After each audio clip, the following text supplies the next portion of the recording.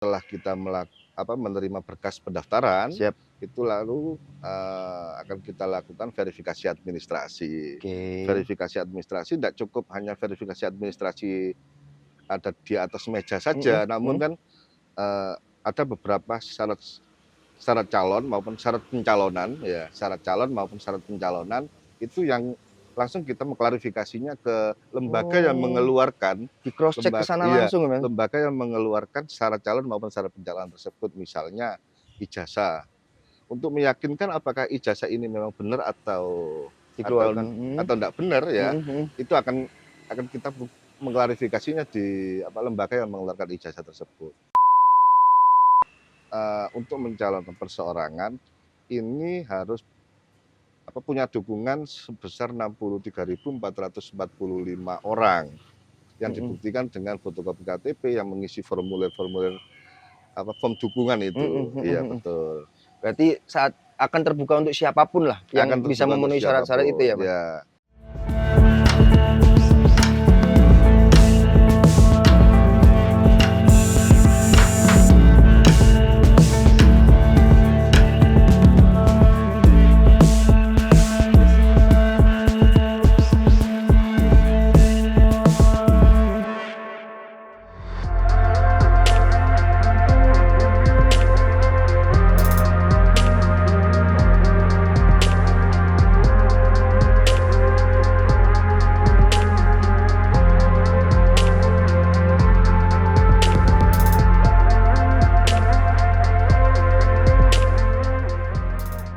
Assalamualaikum warahmatullahi wabarakatuh. Salam sejahtera bagi kita semua. Salam, Om Swastiastu, Namo Buddhaya, salam kebajikan.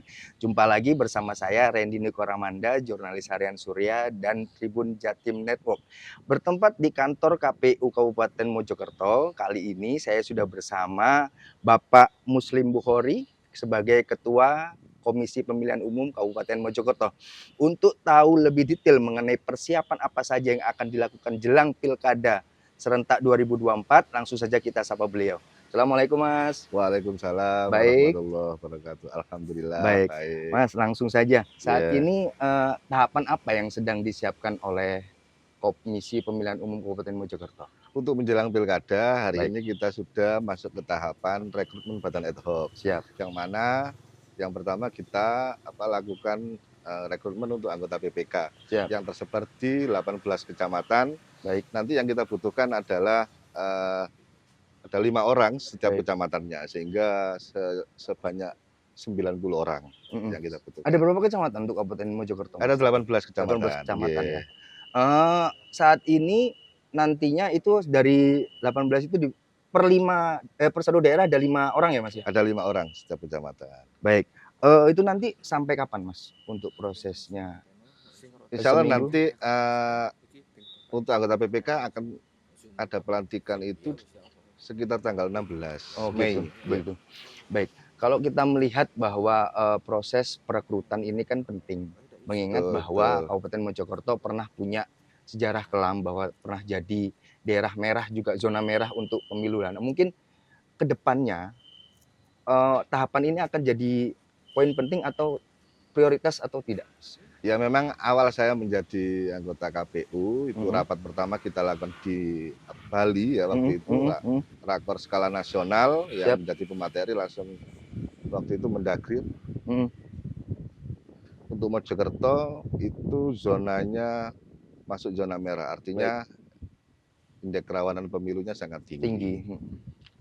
Ya dikarenakan memang ada sejarah eh, Pilkada 2010, Pilkada mhm 2015 mhm, ini memang agak rame, baik. sehingga mungkin sejarah itu yang akan menjadikan, yang akhirnya menjadikan Mojokerto ini termasuk indeks kerawanannya sangat tinggi, Baik, yang warnakan di arsir merah itu. betul betul. Ya, alhamdulillah kemarin kita melaksanakan 2020 kita melaksanakan pilkada itu ya Mhm, aman-aman saja, kondusif ya, Mas, ya? sangat kondusif hingga pada akhirnya sangat hijau. Mhm mhm mhm. Ya, itu yang kita harapkan Wow bersama. wow wow. Angka partisipatif waktu Pileg dan Pilpres kemarin berapa, Mas? Untuk Waktu 2020 ya? Iya, Dan 2024 kemarin. Pilkada 2020 kemarin angka Mhm. partisipasi masyarakat alhamdulillah juga sangat tinggi, Siap. sekitar 78%, Mhm mhm. itu sudah melampaui apa yang ditargetkan oleh nasional, Mhm yang mhm. mana nasional menargetkan, se sebesar 77%. Baik baik baik. Iya. Pileg kemarin 2024 juga hampir menyentuh angka 90% lah Wow, kira-kira. fantastis ya, kenaikan berapa? Sangat 10% tinggi, ya, Mas, ya? sangat tinggi sangat Heeh, tinggi. kira-kira faktornya apa, Mas Muslim? Ada banyak upaya ya yang Siap kita lakukan, ya kita sosialisasi itu hampir setiap hari, yang kita siap. sasar adalah segmen-segmen, ada segmen perempuan, Mhm, ada segmen apa, yang ada di sekolah-sekolah itu, baik. ya itu yang menjadi upaya kita. Mhm mhm mhm. Ya memang kita itu yang kemarin untuk sosialisasi mencoba menyentuh seluruh lapisan masyarakat yang ada di Asyik ya. Kabupaten Mojokerto. Mhm mhm. Selain itu kita juga menggunakan metode ledang, Mhm. yang mana kita punya kendaraan ledang yang hampir setiap hari kita kelilingkan Oh, pakai mikrofon itu Mojokerto, ya, Mas? pakai Oke, mikrofon baik baik untuk baik. ajakan kepada masyarakat hadir ke TPS pada saat hari H pemilu yaitu 14 Februari kemarin. Baik, kalau berkaca di pelaksanaan Pilpres dan Pileg kemarin, mungkin apa saja sih yang menjadi evaluasi Mas Muslim untuk digunakan nantinya dalam pilkada serentak di 2024 mendatang ini? Iya, yang memang yang selalu menjadi kendala itu adalah aplikasi Mhm, Sirekap, yang mana memang aplikasi itu sangat bagus mhm sebenarnya. mhm mhm.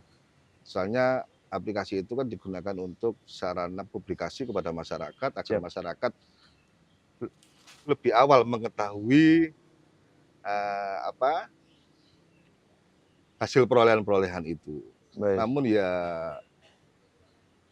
apa, waktu ketika hari H itu Mhm. pasti ini apa agak ngadat gitu loh Oh, iya iya aplikasinya, iya, sehingga ada kita juga error gitu ya? apa masih kesulitan Ya, untuk memberikan informasi kepada masyarakat secara luas. Ya ingin kita kan masyarakat semuanya sudah tahu mhm mhm. hasilnya lebih awal, yang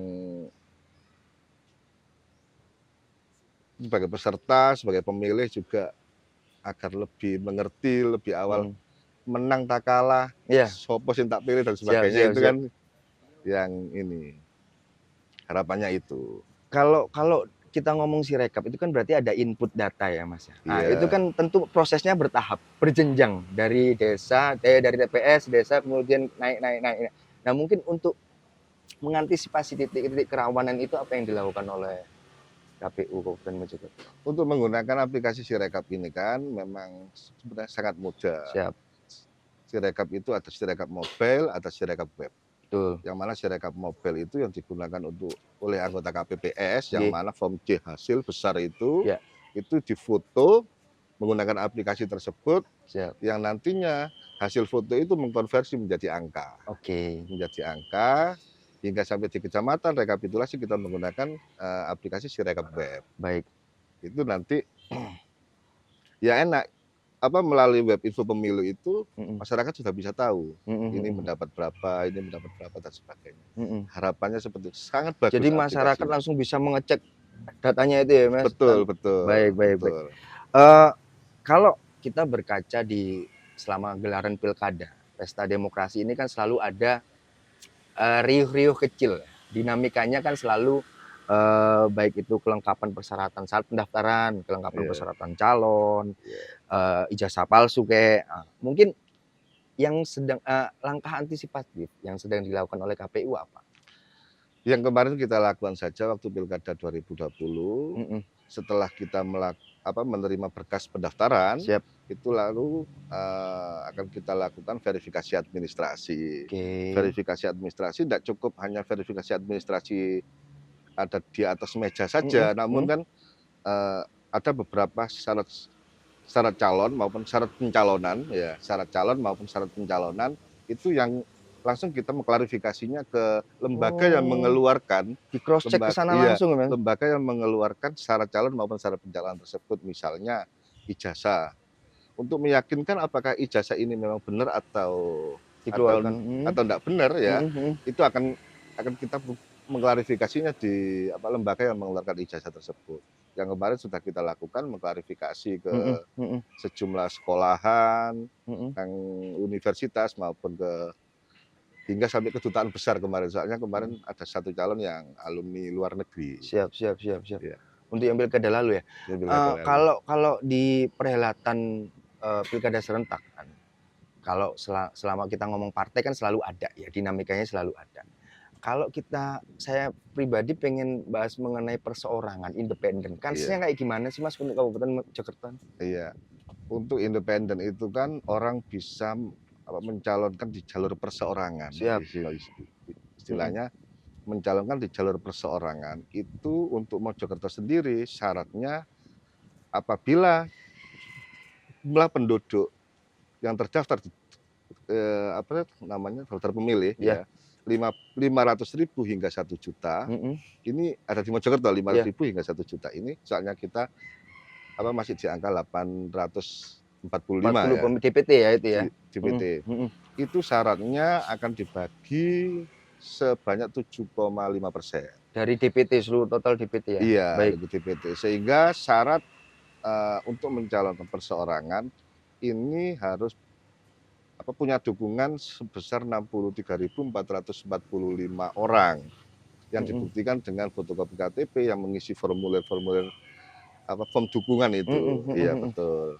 Berarti akan terbuka untuk siapapun lah Akan yang bisa terbuka untuk memenuhi syarat-syarat itu siapapun. ya, Mas? Ya, syarat itu harus menginput atau mengisinya melalui aplikasi Silonkada ya. Silonkada ya? Mhm. Selain itu waktu menyerahkan berkas dukungan ya diserahkan hard copy-nya, hasil inputan di Silonkadanya juga ya diserahkan, akan kita hitung semuanya. Apakah sudah mencapai hitungan syarat minimal itu Memenuhi tadi. ya? Ya, Mhm apabila sudah memenuhi maka akan kita lakukan verifikasi mhm administrasi. Yang mana hasil kesimpulannya nanti adalah sah atau tidak sah syarat mhm minimal mhm. dukungan ini Iya, tadi. Apabila sudah mencapai hasil hasil verifikasi administrasi ini sudah mencapai syarat minimal dukungan, maka akan kita lakukan verifikasi faktual mhm yang mhm. mana dengan metode sensus. Oke. Metode sensus itu ya kita datangi Door to semuanya, door ya? iya, Wah, capek banget itu. ya Luar biasa. akan dibantu dengan anggota ad hoc kami yang ada Siap. di tingkat desa, tingkat kecamatan, dan hingga tingkat kabupaten nanti. Mhm mhm. Baik, kalau berkaca, dalam pelaksanaan tingginya partisipasi pemilih ya, ada kenaikan 10, kita kembali ke anu tadi, partisipasi pemilih, ada kenaikan 10%. Mungkin target untuk pilkada serentak ke depan berapa sih, Mas? Dan apa Ya, sih kiat-kiatnya yang akan dilakukan? Tentu ada selain si ladeng, apa tadi si ledeng? ledang, ledang. Ledang tadi kan ada kiat-kiat khusus. Ya memang ukuran untuk naiknya angka partisipasi masyarakat antara pemilu dan pilkada itu kan mesti berbeda. Siap Mesti berbeda. Ajuan kita nanti itu ada pilkada 2020, siap. naik ke pilkada 2024, akankah ini naik atau tetap di situ atau malah menurun. Mhm mhm. Itu antisipasi-antisipasi itu sudah kita siapkan program-programnya yaitu melalui juga sosialisasi yang mana ya hampir sama sebenarnya Mhm upaya-upaya itu, mhm namun akan kita perluas lagi. mhm. Yang mana sosialisasi itu ada 10 basis segmen yang akan kita sasar, Mhm segmen pemuda, segmen segmen wanita, mhm dan mhm sebagainya. Ada banyak segmen yang mhm nanti akan kita sasar. mhm Untuk sosialisasi ledang juga akan tetap kita laksanakan sesuai dengan yang biasa kita lakukan itu ya. mhm mhm. Selain itu kita juga melalui pendidikan politik kepada siswa-siswa khususnya SMK Mhm. yang mana rata-rata SMK, SMA atau sederajatnya ada di kelas 11 itu sudah memiliki hak pilih. Itu Oke. juga nanti akan kita sasar melalui ke sekolah-sekolah.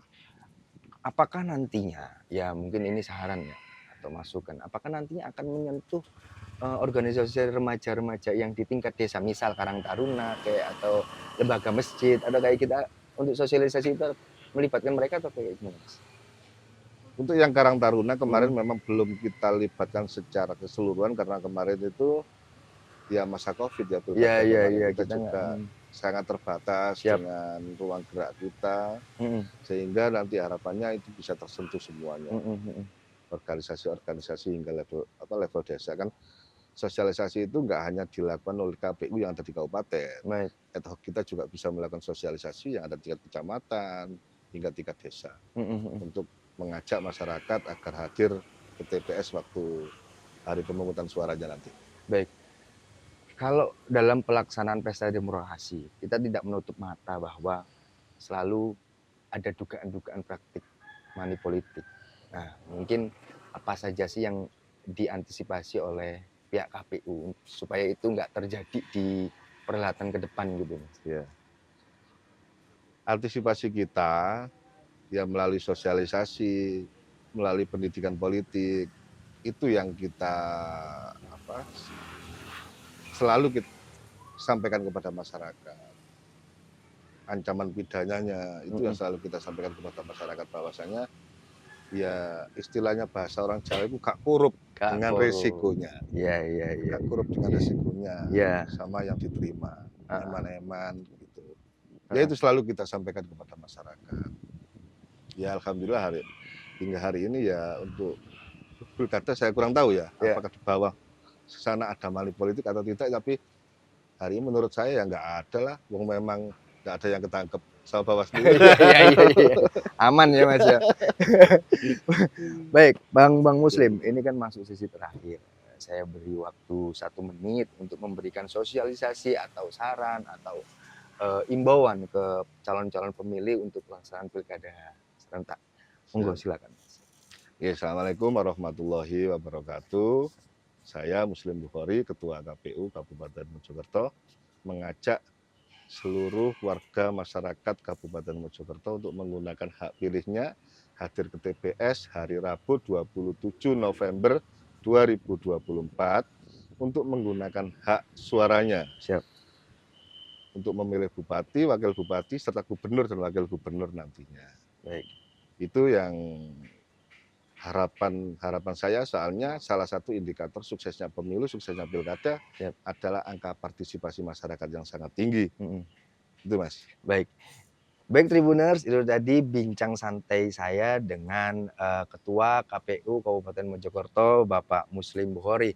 Semoga bisa bermanfaat untuk kita semua dan bisa diambil hikmahnya. Sekian dari saya, Randy Nukoramanda, pamit. Assalamualaikum warahmatullahi wabarakatuh. Assalamualaikum warahmatullahi wabarakatuh. Terima kasih, Iya, Mas. Mas.